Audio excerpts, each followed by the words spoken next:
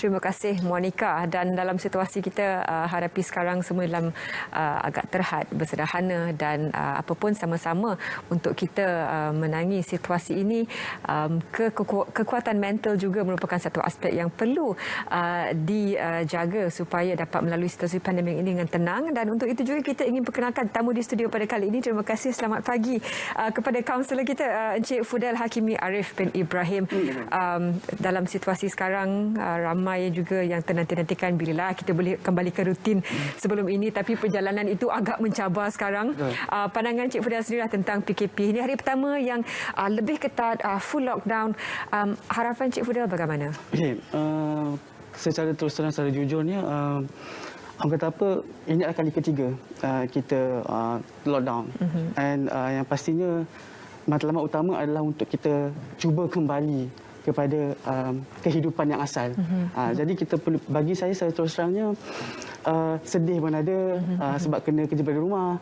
Kemudian tak dapat jumpa kawan-kawan di office walaupun ada SOP dan sebagainya. Tapi demi kebaikan masyarakat terutamanya, jadi kita sahut dengan hati yang terbuka, kita buat dengan hati yang terbuka. Saya buat dengan hati yang terbuka untuk pastikan saya antara salah seorang frontliner yang mampu untuk lawan COVID-19 ni.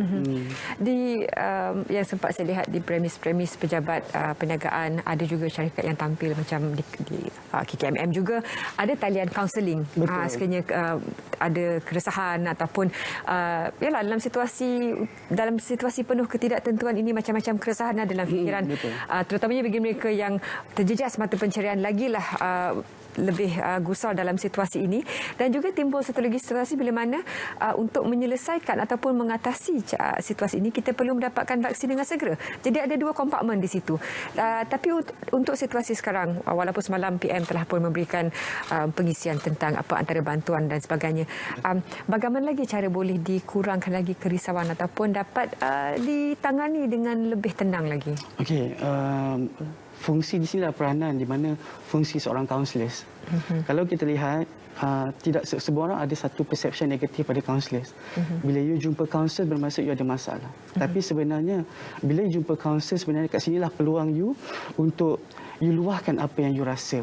Sebab sejauh mana pun input yang you dapat, tapi you sendiri tak positif, you sendiri yang letakkan, oh benda ni tak apalah, you tunjuk jari. You tunjuk pada orang A, orang B dan sebagainya. Benda ni tak akan selesai. Macam saya selalu pesan kepada rakan-rakan, klien-klien saya yang hadir untuk kaunseling, apa pun berbalik kepada diri you sendiri. Expect to yourself. Kalau you melihat kepada daripada sudut pandangan positif, tak kisahlah apa yang Perdana Menteri bagi, kerajaan buat untuk membantu, tetapi kalau you sendiri sibuk tunjuk jari, kan, you tak nak dapatkan bantuan dan sebagainya, untuk you bantu diri you sendiri, dia akan beri impact juga kepada diri you sendiri, bukan orang lain. Sebab itulah mental health sebenarnya satu peranan yang sangat-sangat penting. Dan apa yang saya boleh kata, secara tak sedar, disebabkan you pandang serong ataupun you ambil pandang enteng, dia akan berikan impak yang negatif pada you sendiri. Aspek keuangan ini merupakan satu aspek yang sangat besar sebenarnya, menimbulkan banyak kegusaran di kalangan mereka yang terjejas. Dan bagaimana pula pihak syarikat sekiranya, sebab budaya kaunseling di Malaysia ini masih lagi belum lagi dipraktikkan sepenuhnya. Kalau di negara barat sikit-sikit jumpa shrink, jadi merupakan satu, kadang-kadang kita ni nak meluahkan saja, bukannya nak penyelesaian pun.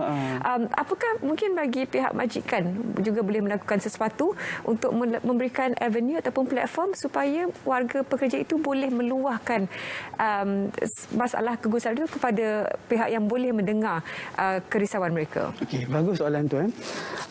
Kadang-kadang buat kaunseling ni, kita bukan nak, kadang orang satu time bila jumpa kaunselor ni, dia akan dengar tazkirah ataupun mendengar nasihat pada kaunselor.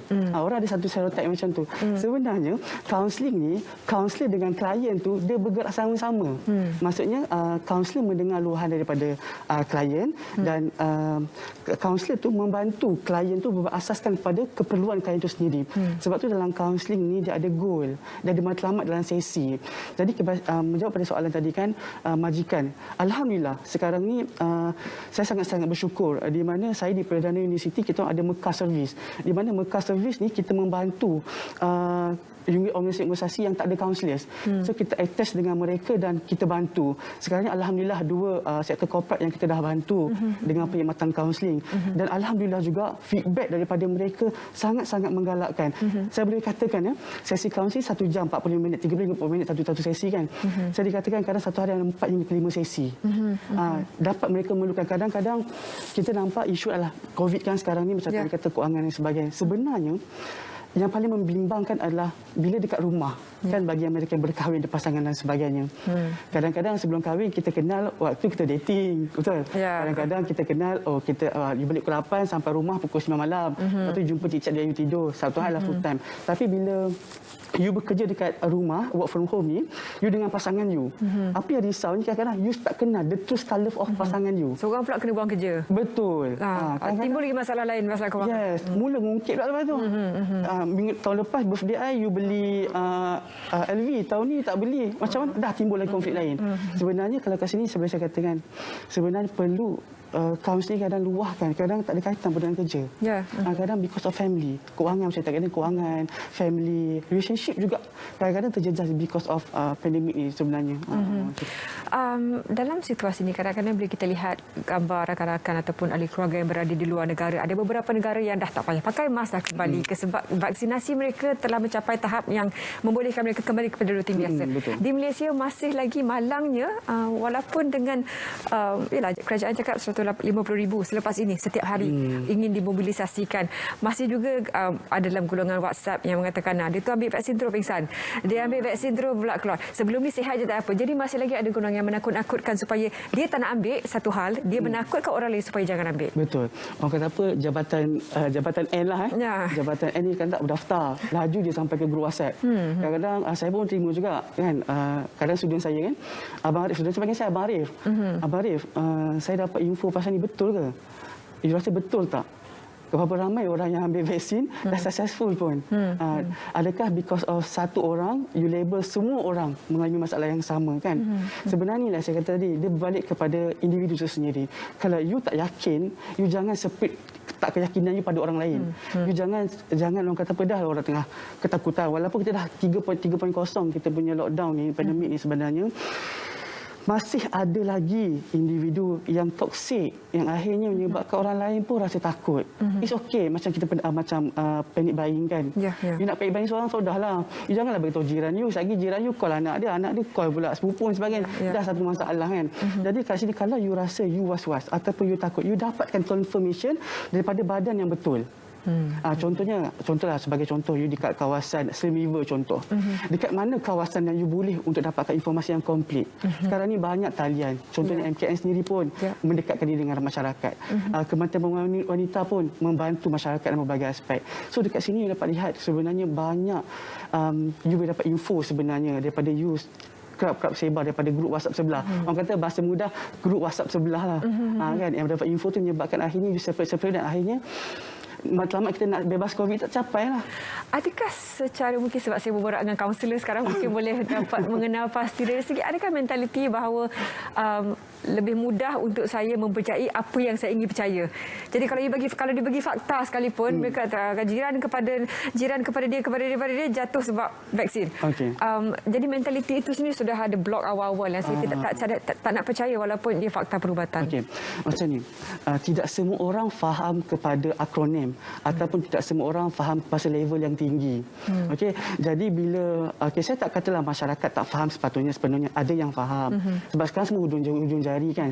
Tekan je terus dapat confirmation. Dapat yang betul ke yang salah tu yang salah. Itu isu dia. Betul, tekan je dan you dapat information. Tapi apa yang membimbangkan macam mana you cakap tadi kan, matlamat tu kadang-kadang you ada hak untuk you percaya ataupun tidak, tapi you confirmkan dulu. Sebab saya kata manusia ni saya melihat pada 3 aspek, kognitif, emosi dan behavior. Kalau emosi kognitif terganggu, automatik emosi ni pun terganggu. You kata vaksin ni jahat, vaksin tak bagus, nanti kalau ambil lepas vaksin terus sakit demam, lepas tu pengsan. Emosi you, ya Allah bahayanya ambil vaksin ni. Behavior you, jangan daftar vaksin. Nampak tak? Sebenarnya dekat situ yang mempengaruhi orang lain juga sebenarnya. So saya kata tadi pada segmen saya pertama kan, kalau you tak yakin, you dapatkan informasi. Kalau you tak yakin, tanya pada orang sepatutnya, bukan tanya kepada grup WhatsApp. Betul tak statement saya kan? Saya tidaklah menyalah semua orang, tapi kadang-kadang terus hantar dalam grup WhatsApp, korang tahu tak pasal ni dan sebagainya. Benda ni yang membimbangkan masyarakat. Itu yang saya selalu pesan juga kepada masyarakat, kawan-kawan sekalian.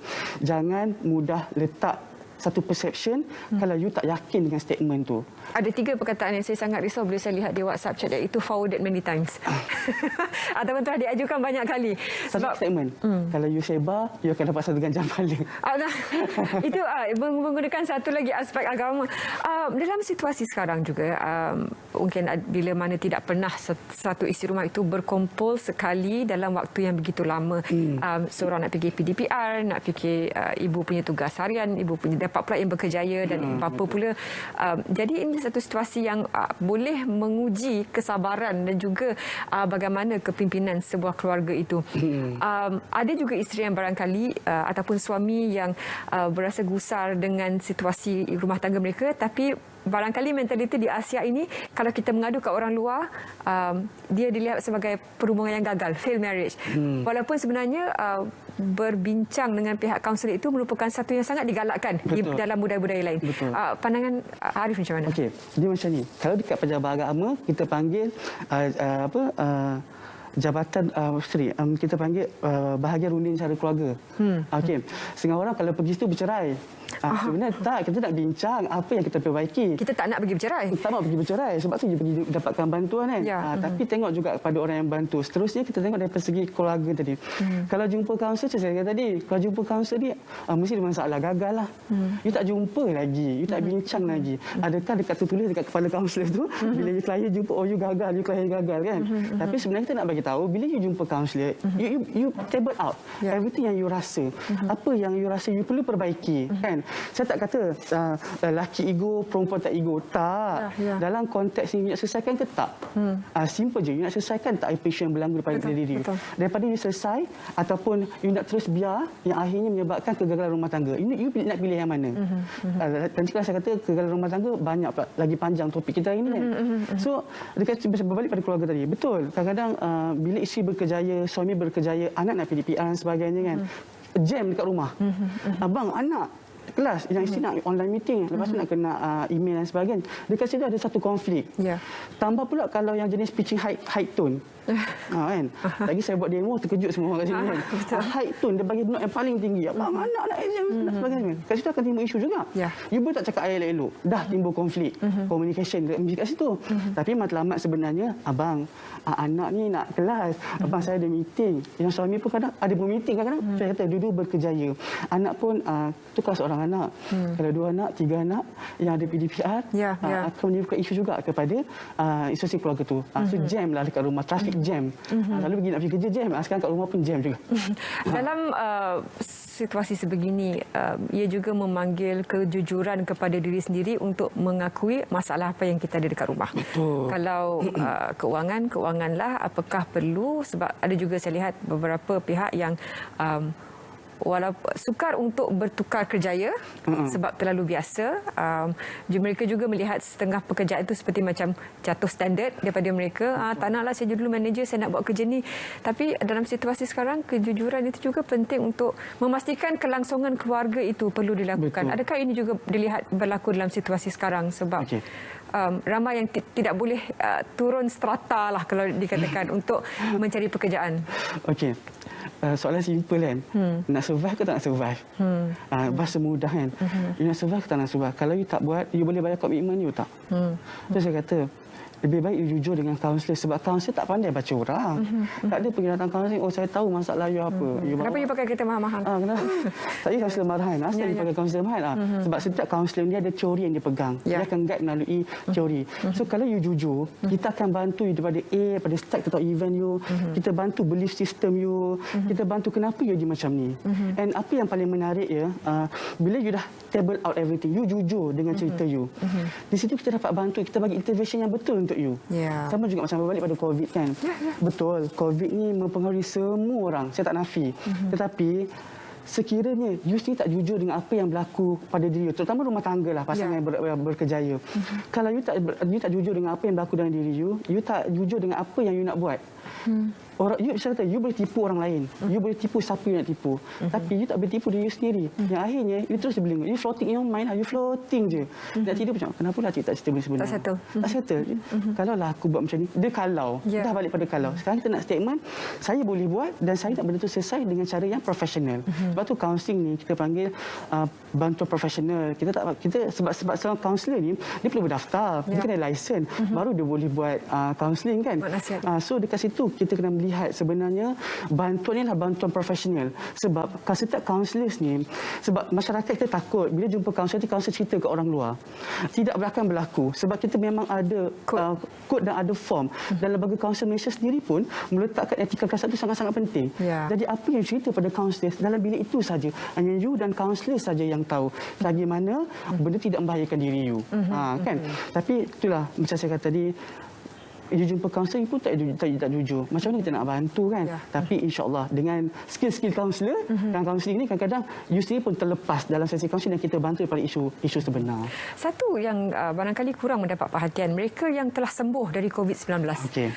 Mereka juga menghadapi stigma. Bagaimana sebab dalam sepanjang di kuarantin untuk mendapatkan rawatan itu job hilang. Betul. Dan itu satu hal untuk mendapatkan kembali kepercayaan majikan dan masyarakat itu juga sebenarnya menjadi cabaran juga pada mereka. Walaupun secara amnya kita baguslah dah sembuh, tapi ketakutan itu ada pada masyarakat luar. Bagaimana untuk dibantu mereka ini pula yang telah pun sembuh dan kembali ingin meneruskan kehidupan tetapi tetap mendapat stigma daripada jiran-jiran dan daripada rakan sekerja? Ini yang baru kita bincang. Ini sekarang work from home, besok dah masuk ke office lagi. Betul. Ini yang kita bincang dalam meeting kami baru ni, mental health punya team lah. Apa yang merisaukan kan? Kadang-kadang ahli keluarga yang melalui COVID lah kan, dapat rumah dah sihat dah kan. Anak saya tak nak duduk dengan ayah, nanti kena COVID. Nanti kena COVID. Inilah yang memberikan lagi mental breakdown orang tu kan. Orang tu baru nak sembuh. Tiba-tiba disebabkan statement-statement yang macam ni, isteri tak mau dekat, masyarakat pandang, okey kan nak sembang dengan dia? Okey kan dia masuk rumah. So orang dah ada satu stigma. Dekat sinilah sebenarnya peranan kita kena beritahu. You dalam proses sembuh. Okey, you proses sembuh dan kami support you untuk sembuh. Okey. COVID ni macam semua orang tahu, COVID ni sentuhan dan sebagainya kan. Direct contact dan sebagainya. You sendiri faham. Sebab tu saya kata, tak boleh salahkan orang lain. You kena faham konsep COVID tu sendiri. You kena faham konsep sembuh tu yang macam mana. Tapi yang bimbang macam you cakap tadi lah kan, bila orang sembuh COVID ni tak nak duduk dengan you. Tak mau. Dah. Macam saya kata, dia akan pergi pada mental, ada stres dan sebagainya. So, keluarga, terutamanya keluarga lah, microsystem, yang paling dekat keluarga lah. Suami isteri, anak-anak, kita kena support. Mungkin family yang tahu, mungkin bila video call, bagi moral support. Supaya dia rasa je, aku akan sihat COVID dan aku bebas COVID. Sebab saya difahamkan ya, bila orang kena COVID, dia akan sembuh. Tapi dia tak boleh kena infection lain. Supaya dia tidak ada situasi lain kan. So ini yang kita nak. Habis kalau dia stres, dia tak happy dengan selepas ada COVID, agak-agak dia boleh survive tak? Itu yang bimbang kat situ. Dia boleh survive tak lepas tu? Family pun tak support dia. Mengharapkan frontliner pun tak terkejar dah sekarang. Kan? Nak follow up pun tak terkejar dah.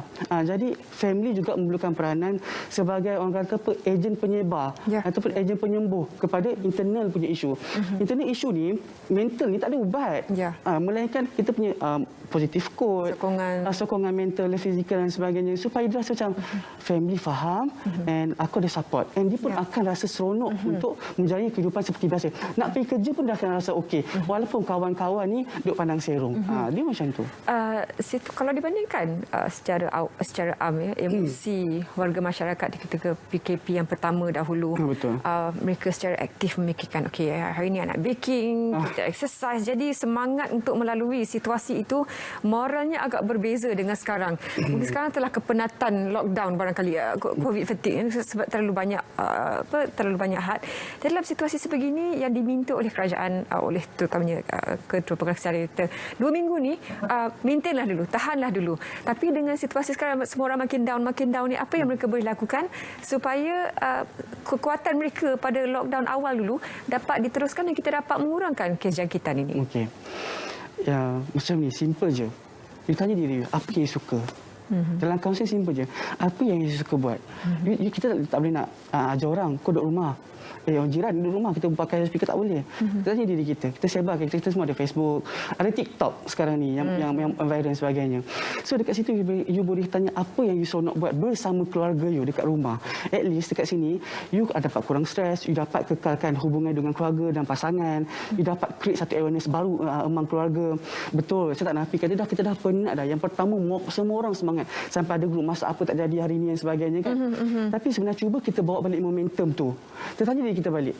Kalau kita tetap menunjuk jari pada, maaf lah saya katakan, kadang-kadang kita tetap menunjuk jari, sebenarnya kita tak mau menunjuk jari. Kita tanya diri kita apa yang kita boleh buat untuk kita pastikan diri kita seronok dan masyarakat seronok. Kita kongsi keseronokan tu. Daripada kita update secara bukan-bukan, kita update keseronokan kita bersama keluarga supaya kita dapat spread awareness secara tidak langsung. Laman web ataupun laman Instagram boleh masyarakat hubungi untuk barangkali berbicara dengan mana-mana kaunselor? Okey, untuk sekarang ni boleh berhubungan dengan Lembaga Kaunsel Malaysia, MKN juga. Dan yang kalau untuk mudah boleh dengan Bersih Malaysia. Okey, di talian 0329359935.